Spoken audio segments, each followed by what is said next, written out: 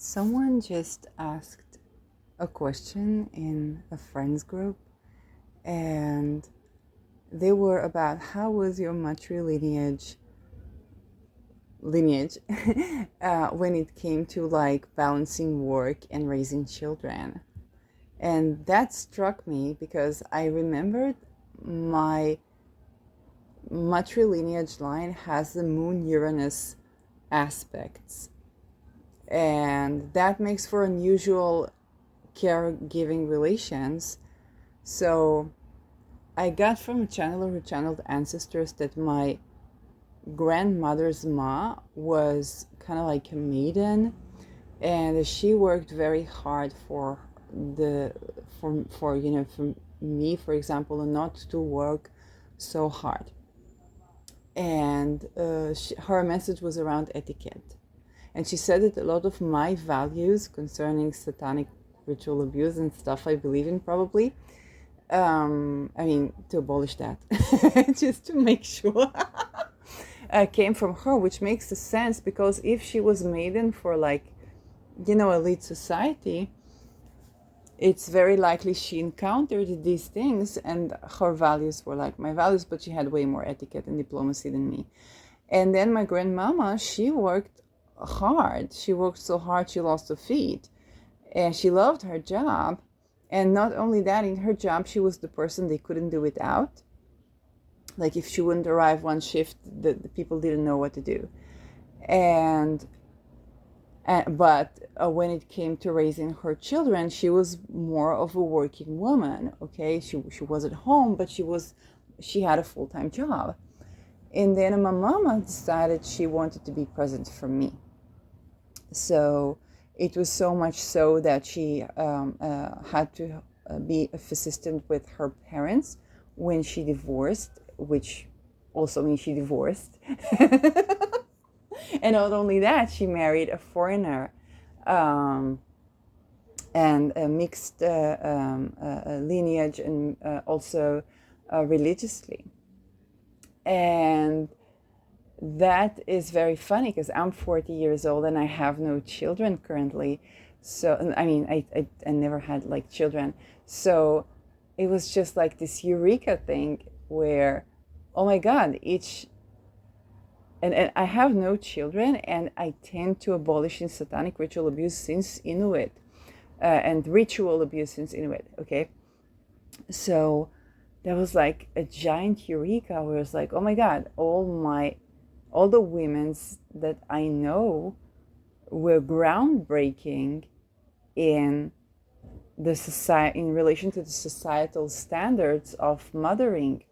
Okay, whether it was a maiden that grew values, okay, grew etiquette, but also grew values that that I'm inheritant of. Like if she was a maiden to elite society and I'm tending to abolishing, satanic and ritual abuse in the hermaphrodite cults from within. I'm unmarried, so, but the thing is, like, my surname is Youngblood, which means it has blood in the name, and I guess that attracted very specific type of people, and the name is Mars in our chart, which is in the ninth house together with Saturn and Pluto in Scorpio.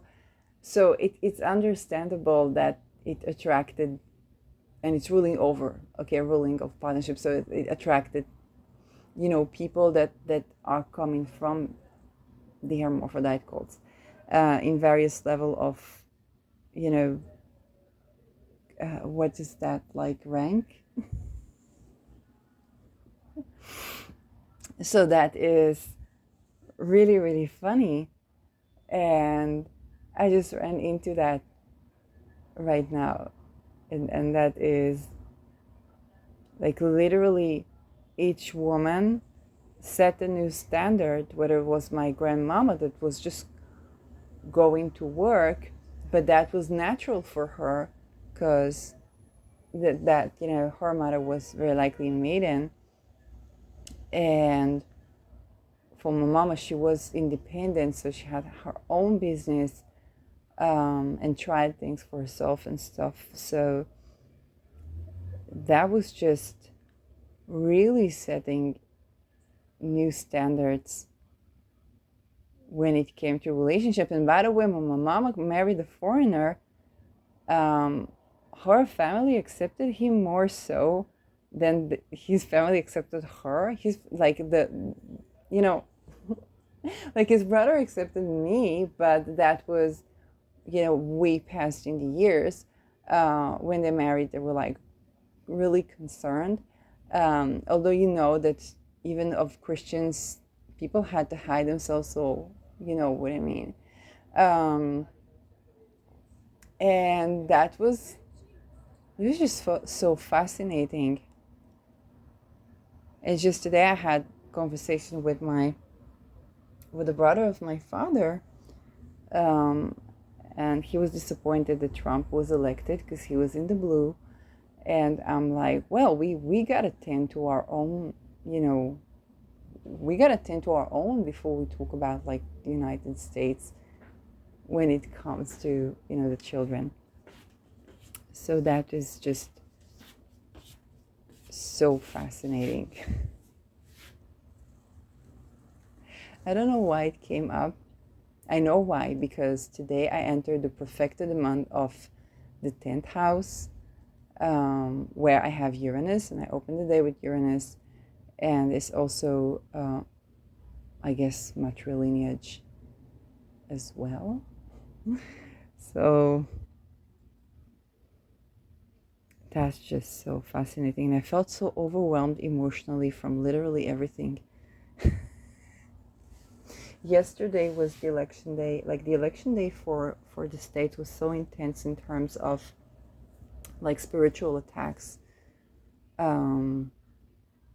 Everybody was trying to harvest everybody's energy.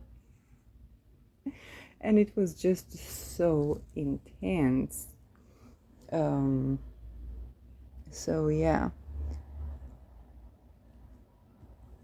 But that is so interesting to see, like what I do today in the perspective of the Moon Uranus lines. It's very likely also Moon Aries lines. We have the Moon Aries as well, which at least the two, like my generation, previous generation. So that is a very intense one. Very, very intense one. I see it,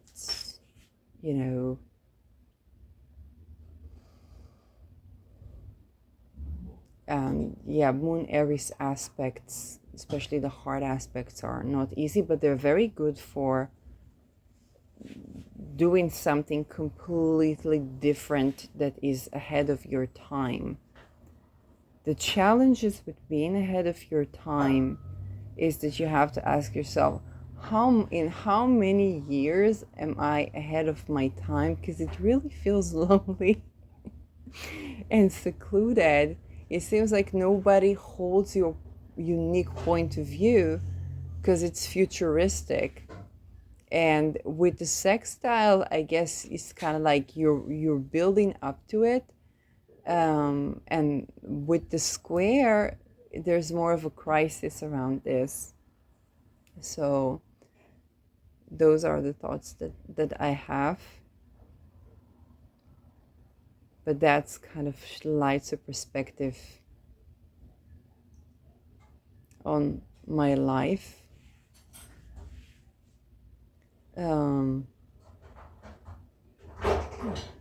Because to me it was natural and I think each one of us has a giant aspiration to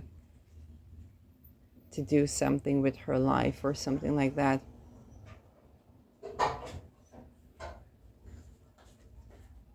And that was just something I was aware of when it came to my mom.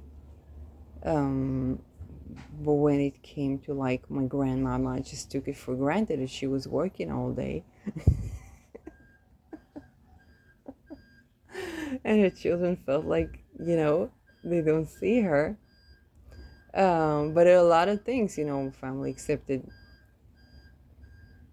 a man that comes from, completely other culture and religion, and and he's still in good contacts with the family. So that's kind of like, hey, I wasn't aware of all these things around my family because there wasn't too much communication, I guess. And with the Aries aspects, it's kind of like, you know,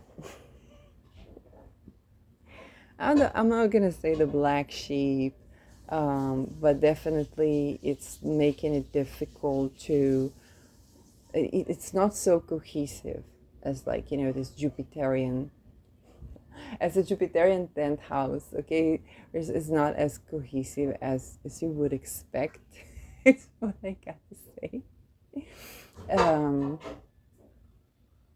And there's a lot of emotional overwhelm that can come with Moon Uranus hard aspects, as well as Aries. But there can be sways between detachment or dissociation, even, and like just emotional overwhelm. I think it affected my language acquisition a lot. The minute I turned English is my emotional language, I was born into a Hebrew speaking mom and a Dutch speaking dad, but they spoke in Hebrew, and I know my Dutch from my mom. So that made it very challenging when it came to language acquisition, because with English, I had no problem. With German, the minute I got connected with, like, the music of the Liedermaching and so on, and the in-between Morse music and the post-war music, that made it very easy for me to connect with German, and I felt like it's like the home of my soul, even, and philosophy and Kantian philosophy. So very likely I have past, I guess, associated there. But apparently I have past associated with Netherlands that is not connected necessarily to my father's family, which I didn't know until I was in Netherlands myself alone.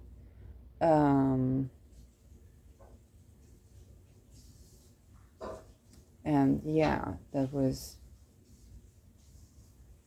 very, very strange. And it's connected to Jewish ancestry. So, yeah, just overwhelming altogether. Like I never went to Anne Frank's house, both because it was actually COVID could make it more accessible, but I felt like energetically I can't, and I never entered like a synagogue there because it's like I couldn't. It was too overwhelming for me. A church was no problem, but synagogue was overwhelming energetically. And the graveyard was funny. All the graves were like, cross myself 3 times, and I was like, you have no idea how many of us are Jews. I was like, yes, of course. I mean, people were hiding their identity during the Second World War in particular, but I guess not only. So I was just watching a video of somebody traveling in Friesland. I felt all this intense emotional experience that I have in Europe in general, but also in Netherlands, coming back to me, even from a video. And I was already overwhelmed from all these things that I'm tending to. And yeah. And then I go on Facebook to chill, and somebody asks a question about the matrilineage, and I'm like thinking about it. I'm like, oh God, oh, we were revolutionaries.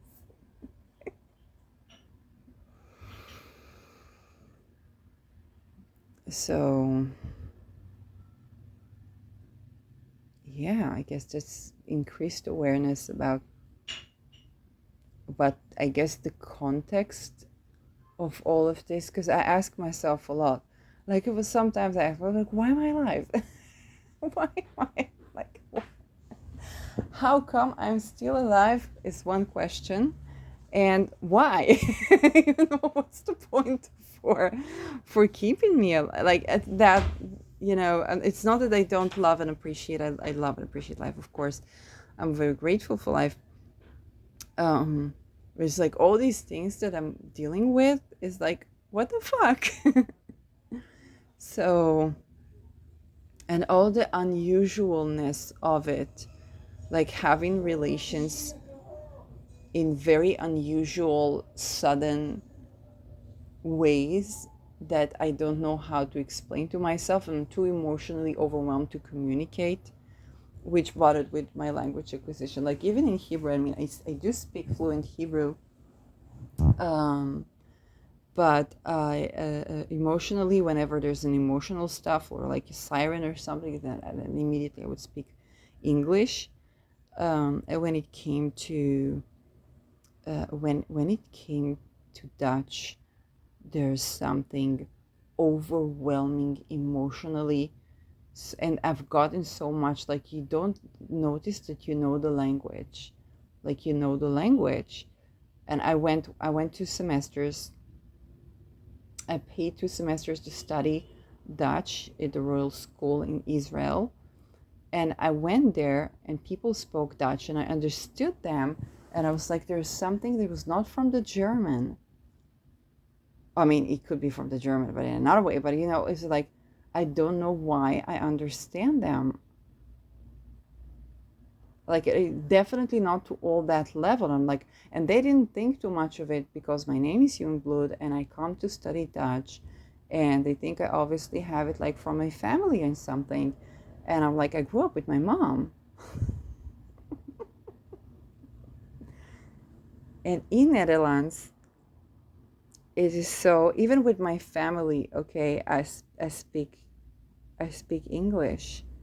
I read them in Dutch, and then I reply in English, and it's overwhelming for me sometimes. Like I would listen to, whether it's, Publicist or something like that, but it's always kind of like there is always something deeply emotional that comes up, and it's deeply relational too, in ways that I don't know how to explain that even. Like there's something about the moon in Netherlands that is very, very activated for me that I know. Because moon, I'm ruled by Saturn there. I'm ruled by ascendant Capricorn, so it's like it's the 7th house. So of course it's relational, but and I have a moon in Cancer. So it's just, I don't know like how to describe that, and that just makes me overwhelmed emotionally, and either having bursts of communication or being completely unable to communicate. It happens also in Israel, like when I needed to talk to people like on the phone. Um, yeah, just why I'm writing, I guess. But then when I needed to speak the language, I would sound German. Most Israelis sound German. I had a Frisian teacher, and she said, Israelis, I don't know why you sound German. You grew up in Israel, you sound German, you speak Dutch. It's the funniest thing. But yeah, and the fact, the familiarity with the language, but not actually in this life being able to speak the language. It's just so weird to me. And it's always very weird because people love to be addressed in their language. So that is, even when I was like in therapy, not that that's a good example with what happened there, but it was like when I actually began to open up, then I spoke English, and then they were like, it was one sudden day I came up and I began to speak English. There was no introduction whatsoever. Like a couple of months, like 7, 8, 9 months, and then boom, one sudden day I speak English, because there was something relational that happened, and then I speak English, and then after a while I was asked if I speak English like to distinct myself from others, and I'm like, fuck no. That's just the way my Sirius moon works, I guess. Um, but then I noticed I was teaching an American Hebrew, and then I noticed that with Americans, I would tend to speak Hebrew when I feel more connection. It's something like, if I feel connected to you, I will begin to speak in the language that is not your language. It's working in an upside down way, and it makes it even more difficult for people to relate to me on a deeper level, and for me to be understood verbally, like when words are involved. There's just something so weird about me relationally that I can't really fathom. So I guess that's a part of, like, the caregiving stuff. um but yeah, it does seem like a family cared a great deal about children, whether it's for my mama to be present for me. And my grandma, I mean, I don't know. I mean, very likely she went to work. She liked working, but it's very likely also like to take care of the children. Um, so it's like that's like that. There's a huge emphasis on children. I have one in the fifth house with his children, but I don't have children.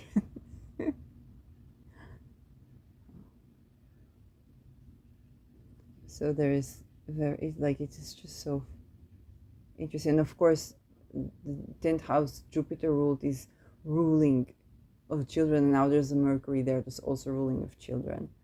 So, but I have to admit, I get so overwhelmed sometimes, all the time. And to deal with these assaults, like, it's, on the one hand, it's like, who am I to speak? Their morphodites went through way worse things.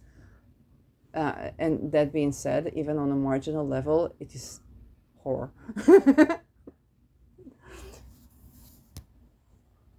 So I just know, like, that there's, I opened this morning with Uranus, and I said, with Uranus, you cannot even oppress yourself. And I feel that is so true. There's something, and with Uranus, when it comes to the emotional, to the emotions, then there really is something overwhelming around that. It's meant to liberate, but there's also something very overwhelming, even unsettling, you know, around that. So that's just been my day.